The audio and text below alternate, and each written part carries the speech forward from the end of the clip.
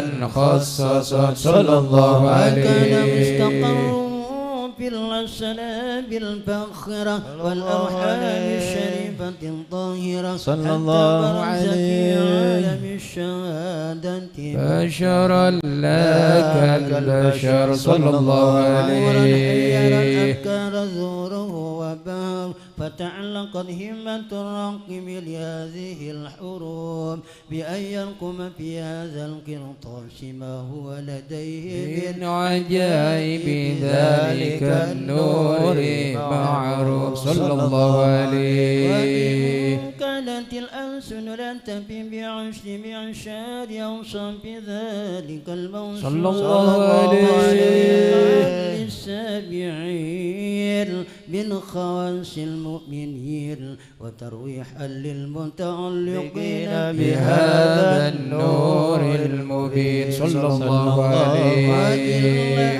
فأن لن تعرب الأقلام عن شؤون خير صلى الله عليه لما هبته من شر أشرف المخلوق صلى الله عليه وما أكرم الله به بمولده من الفضل الذي عم العالمين صلى الله عليه وبقيت رايته في القول منشورة على مر الأيام والشهور والسنين صلى الله عليه هذه الحضرة الكريمة ولا عجب التشوق إلى سماء أوصافها العظيمة ولعل الله ينفع به المتكلم والسامع آمين شفاعة هذا النبي الشافع آمين روحان بروح ذلك النعيم اللهم صل وسلم أشرف الصلاة وتسليم على سيدنا ونبينا محمد الرؤوف الرحيم اللهم صل وسلم وبارك على رسول الله سلام عليك يا رفيع يا رفيع يا رفيع الشان والدرج يا رسول الله سلام عليك يا رفيع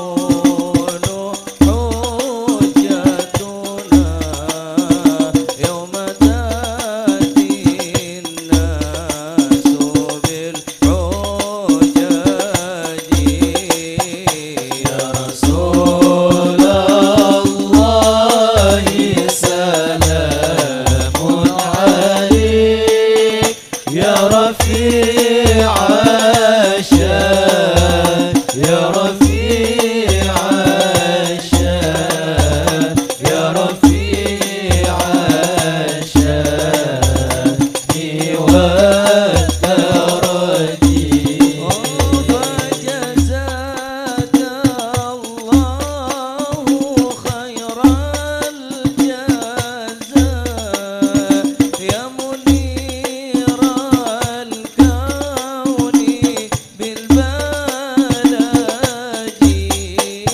كل يوم النار تجف رجا ربي عاجل منك بالفرج يا رسول الله سلام عليك يا رفيع الشان يا رفيع الشان يا رفيع الشان والدرج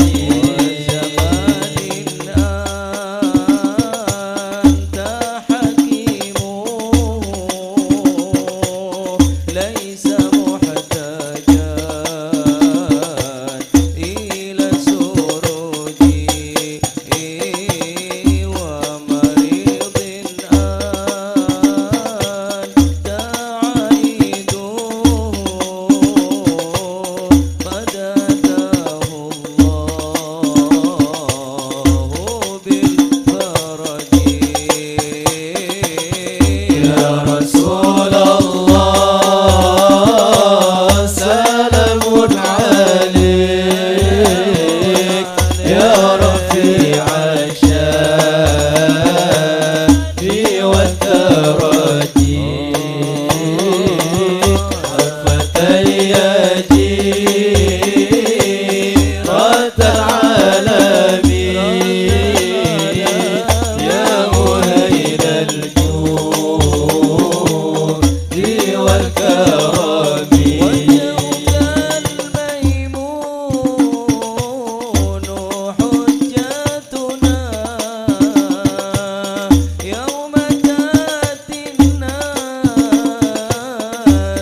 بالحجج فجزاك الله خير الجزاء يا منير الكون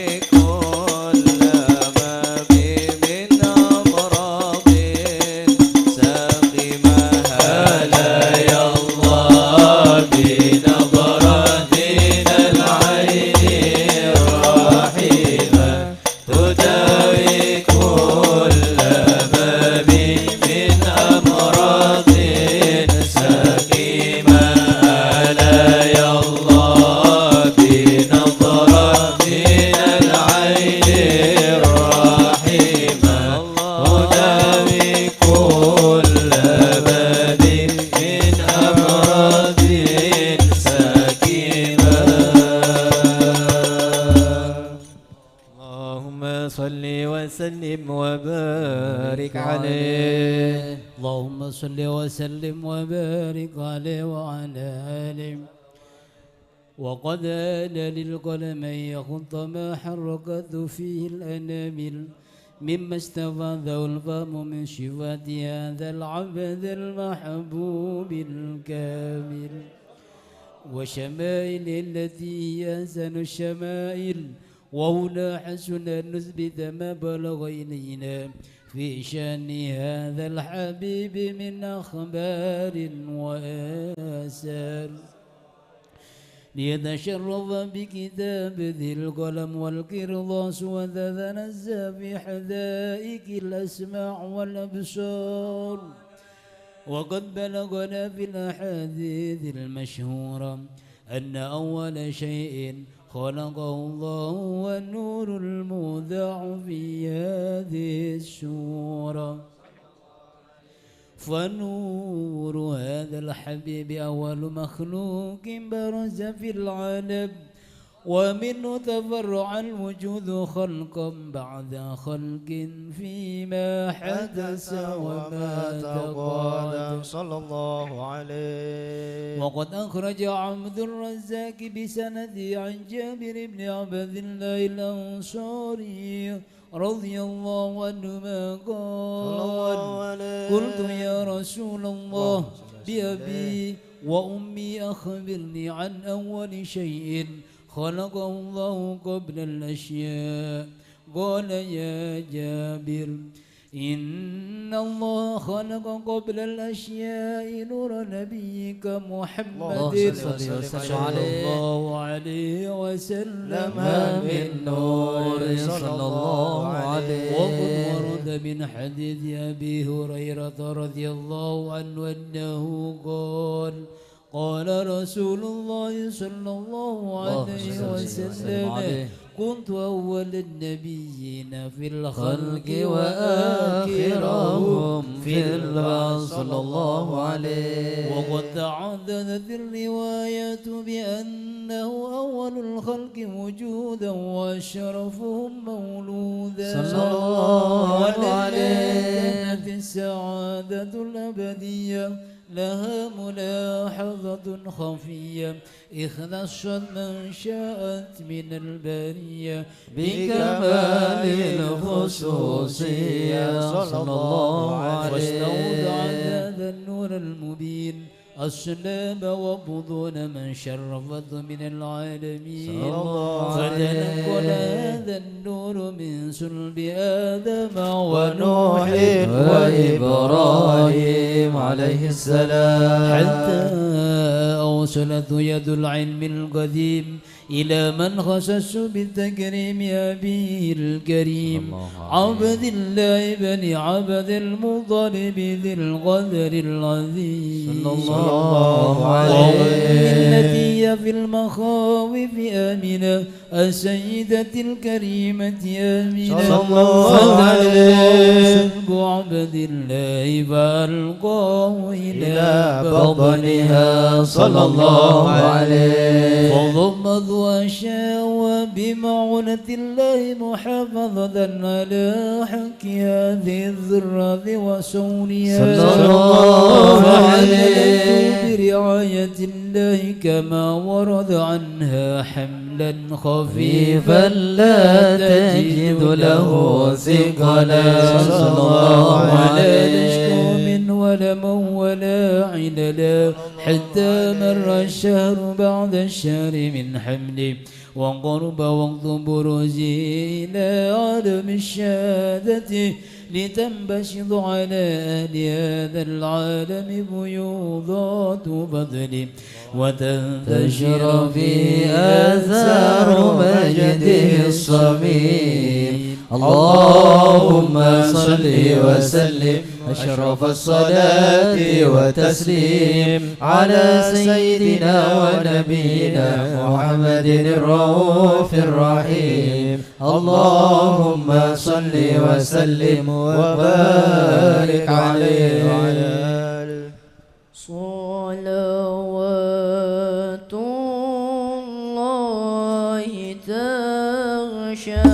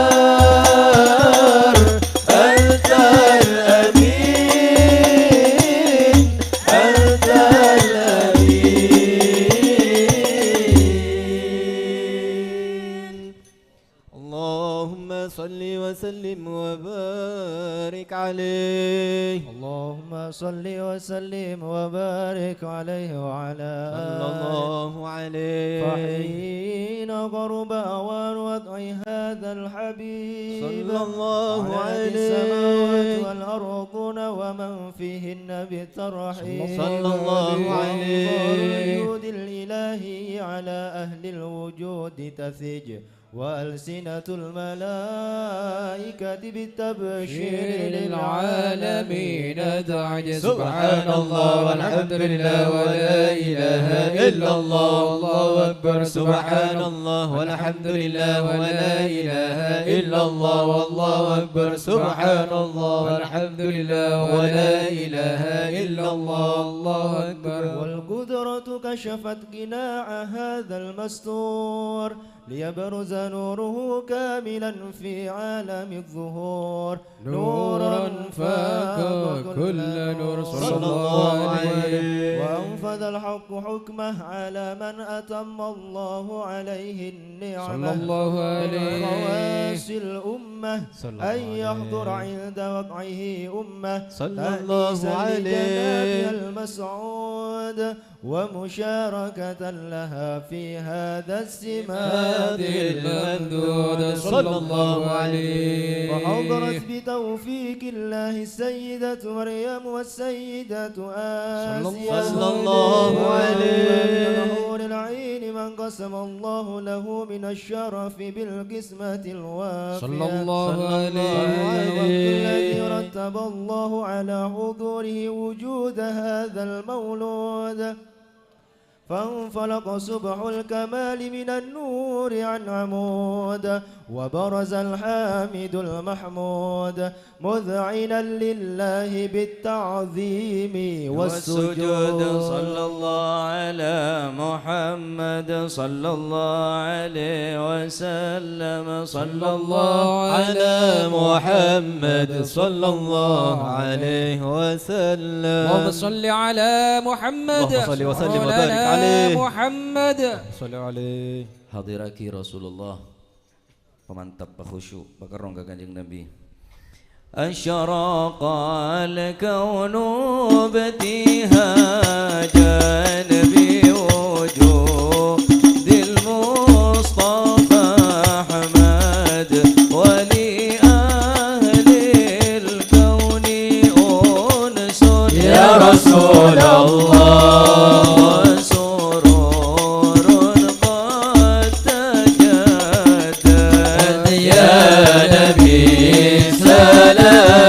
عليك يا رسول سلام عليك يا حبيب سلام عليك يا رسول الله صلوات الله عليك. اضربوا يا أهل المداني فهزار اليمن غرد واستضيئوا بجمال يا رسول الله بقى في الحسن تفرد يا نبي سلام عليك يا رسول سلام عليك يا حبيب سلام عليك يا رسول الله صلوات الله عليك. البشرى بسعد مستمر ليس ينفد حيث أوتينا طال جمع الفخر المؤبد يا نبي سلام عليك يا رسول سلام عليك يا حبيب سلام عليك صلوات الله عليك. لربي كل حمد جل يحصره العد إذا حبانا بوجود المصطفى الهادي محمد يا نبي سلام عليك يا رسول سلام عليك يا حبيب سلام عليك صلوات الله عليك. اللهم صل على محمد. رسول الله أهلا مرحبا بك إن بك نسعد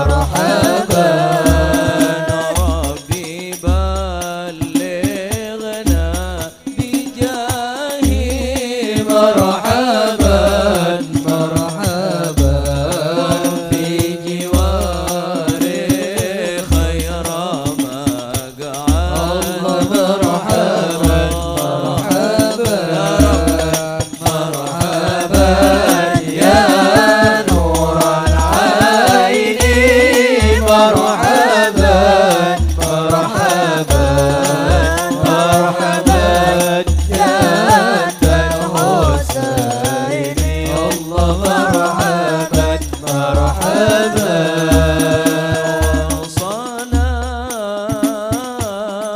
الله تغشى أشرف الرسل محمد صلوا عليه سلام مستمر كل حين يتجدد صلى الله على محمد مرحبا صلى الله عليه وسلم مرحبا صلى الله على محمد مرحبا صلى الله عليه وسلم مرحبا اللهم صل على محمد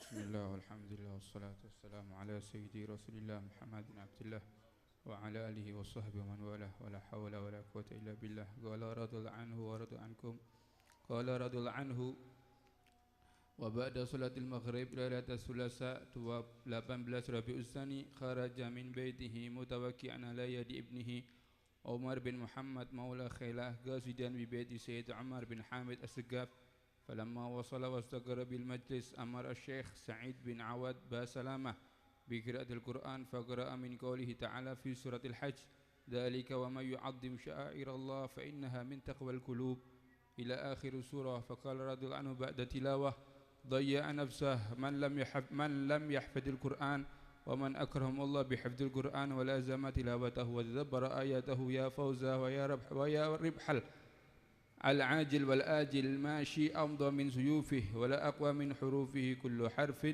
من حروفه منطو على أسرار كبيره تشهده القلوب الحاضرة عند تلاوته كلام قديم لا يمل سماعه تنزه عن قولي وفعلي ونيتي به أشتفي من كل داء ونوره دليل لقلبي عند جهلي وحيرتي.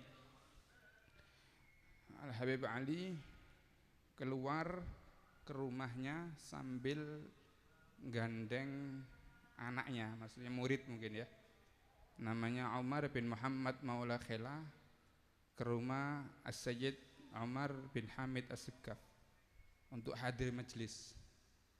Ketika hadir majlis di situ beliau memerintahkan kepada Syekh Sa'id bin Awad Basalamah untuk membaca Al-Quran. Beliau suaranya enak, Syekh Sa'id ini suaranya enak. Kemudian Syekh Sa'id ini mengatakan membaca Al-Quran di dalam surat Al-Hajj. Barang siapa yang mengagungkan syiar-syiarnya Allah, itu termasuk daripada ketakwaan hati. Maka Habib Ali mengatakan, siapa orang yang tidak hafal Al-Quran, maka dia termasuk orang yang rugi. Maka beruntung orang-orang yang hafal Al-Quran, juga orang-orang yang lazim di dalam membaca Al-Quran, juga orang-orang yang tadabbur dengan ayat-ayat Al-Quran. Tidak ada huruf-huruf yang lebih tajam daripada hurufnya Al-Quran.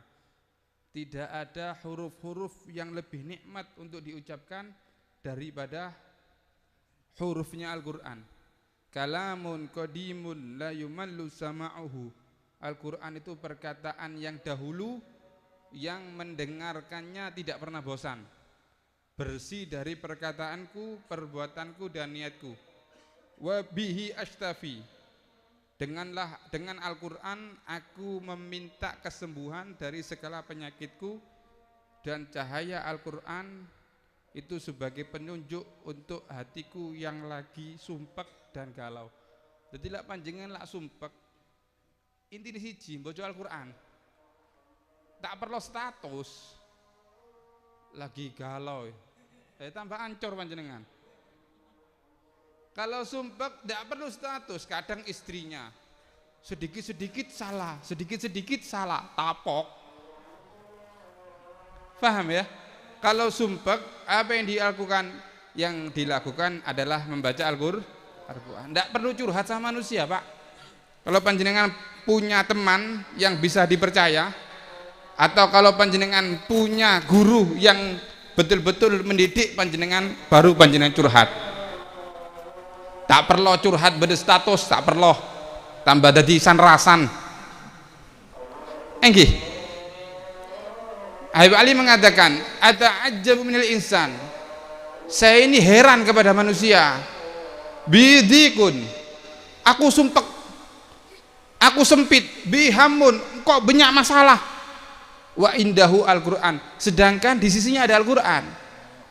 Ada orang mengatakan aku sumpek, aku masalah, sedangkan di sisinya ada Al-Quran. Lah sumpek baca Quran, lebih tambah sumpek, berarti hati nurusu, berarti hatinya kita kok kotor. Orang dulu kalau sumpek itu bacaannya Al-Quran, mau semangken mau sumpek delok TikTok, mau semangken mau sumpek delok TikTok ya.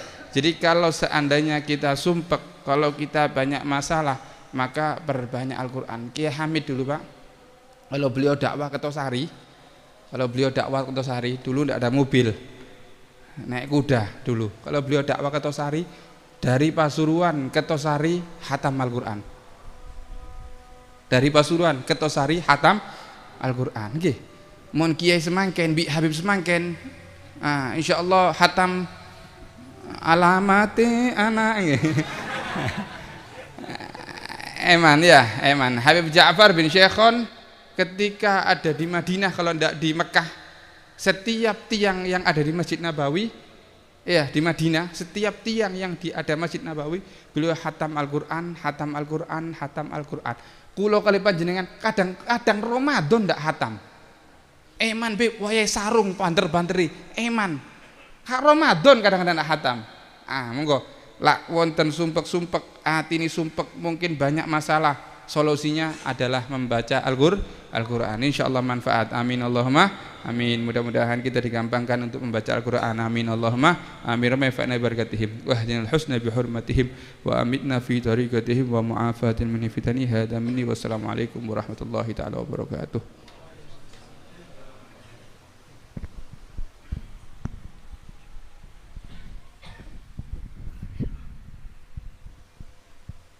Bismillahirrahmanirrahim. Alhamdulillahirabbil alamin, hamdan yuwafi ni'mahu wa yukafi mazidah.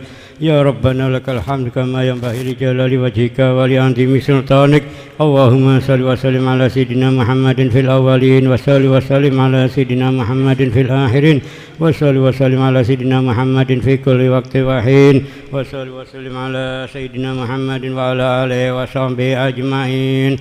ولما ندم الفكر من درار الأوصاف المحمدية وكندا توجهت إلى الله متوسلا بسيدي وحبيبي محمد صلى الله عليه وسلم أن يجعل سعيي فيه مشكورا وفعلي فيه محمودا وأن يكتب أعمالي في الأعمال المقبولة وتوجهي في التوجهات الخالصة والصلات الموصولة. اللهم يا من إليه تتوجه الآمال فتعود ضافرة وعلى باب عزته تحت الرحال فتعشى منه الفيوضات الغامرة.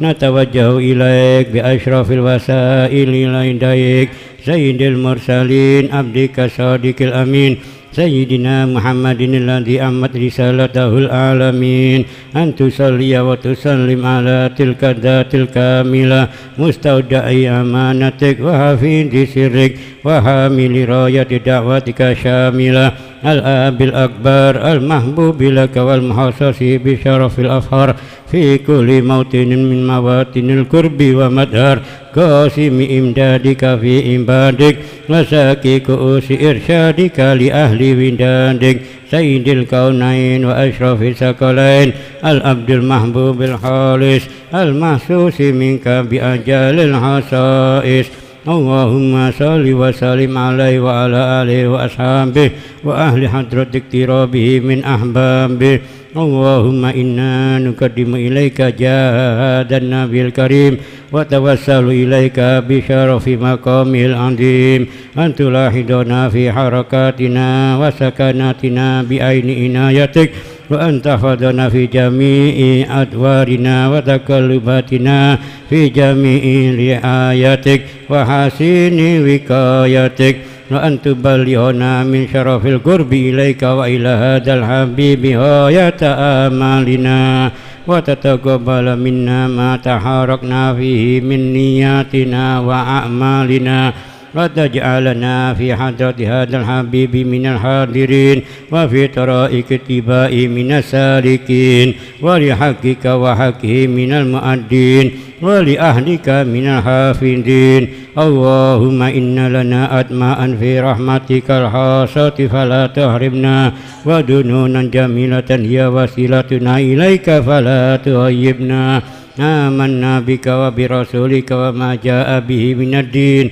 وتوجهنا به إليك مستشفئين أن تقابل المذنب منا بالغفران والمسيء بالإحسان والسائل بما سأل والمؤمل بما أمل وأن تجعلنا ممن نصر هذا الحبيب ووازره وواله وظهره وأم ببركته وشريف وجهته أولادنا ووالدنا وأهل قدرنا ووالدينا وجميع المسلمين والمسلمات والمؤمنين والمؤمنات في جميع الجهات وأدم راية الدين القويم في جميع الأقطار منشورة ومعالم الإسلام والإيمان بأهلها مأمورة معنى وسورة واكشف اللهم كربة المكروبين واقض دين المدينين واغفر للمذنبين وتقبل توبة التائبين